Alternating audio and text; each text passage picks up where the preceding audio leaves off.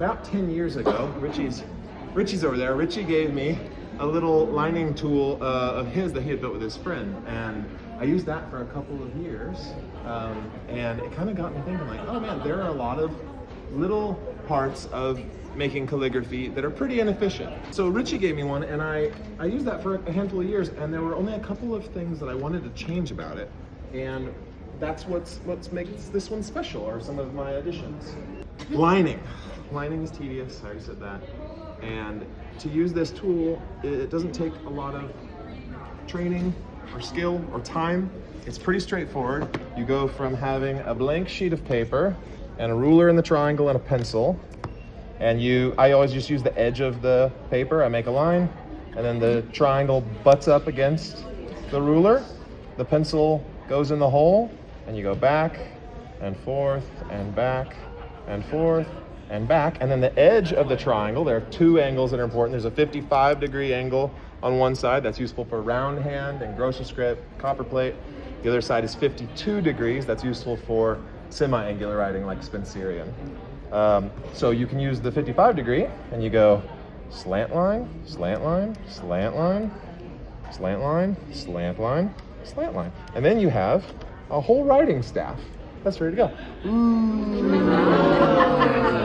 Okay, I don't do copper plate or Spencerian. I do, broad edge stuff. Broad edge. I want lines. You broad edge? I'll use that.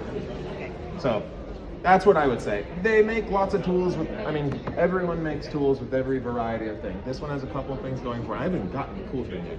So if you want something that makes vertical lines and or perpendicular lines, a ruler and practice. That's your best friend, in my opinion. So the really interesting thing about this, and really the addition of mine, I have a couple of additions. One, I graduated the X heights from left to right, which I think makes it really easy to understand.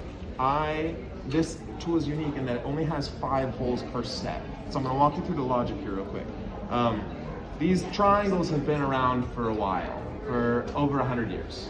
The oldest one that I've found an example of was by Zunnekin, and it's on the back of a French roundhand manual. But it looks almost exactly like this, with one exception, and that is that each set of lines has 6 holes. So if you think about the writing staff that we're all familiar with, right? We have the X height, we have a first ascender and a second ascender space, we have a first descender and a second descender. So we have 5 spaces with 6 lines to make 5 spaces.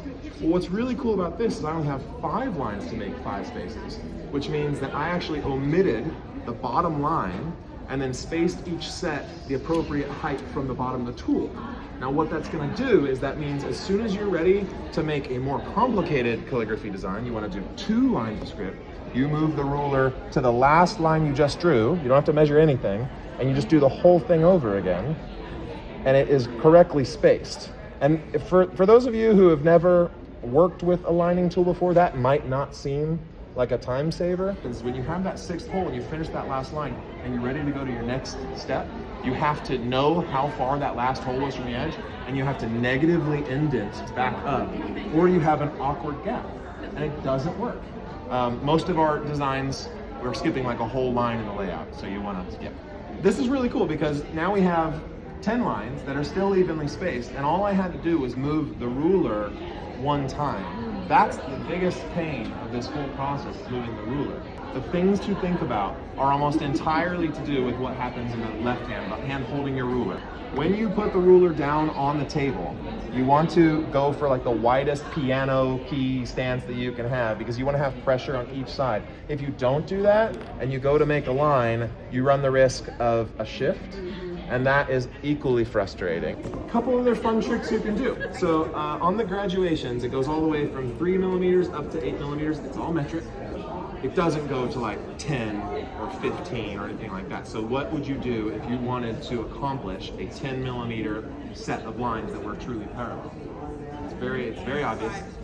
You would skip a hole in the 5 set, so you can do multiples as well. So technically with 3s, you could do 6, 9, 12. With the 8s, you can go all the way up to, would be 8 times 5, so 40. It has a little hangy hole, because I like to hang all of my tools next to my desk. I just think that keeps them nice. The nice thing about it, whoa, that's a holder, runaway holder. One of the nice things about it is that it's small enough that it can fit into most packs. It could theoretically, if you are not a wallet sitter, you could put it in your wallet. It fits in your wallet. So it's kind of like just always available.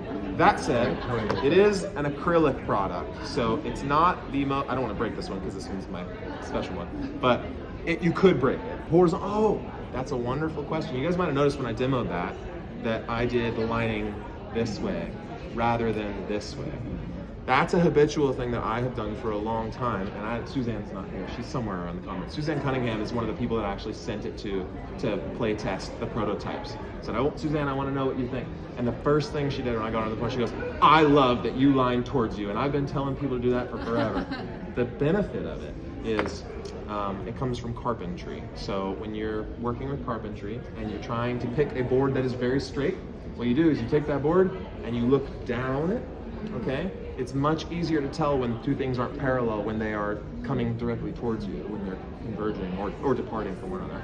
When they're running horizontal, it can be very tricky to tell if things are off. So by working across the sheet with all the lines across you, all you have to do is shift your perspective and you can get a very clean bird's eye view or that everything is right where you want it to be. Then all you need to do is spend $10 and you can get yourself a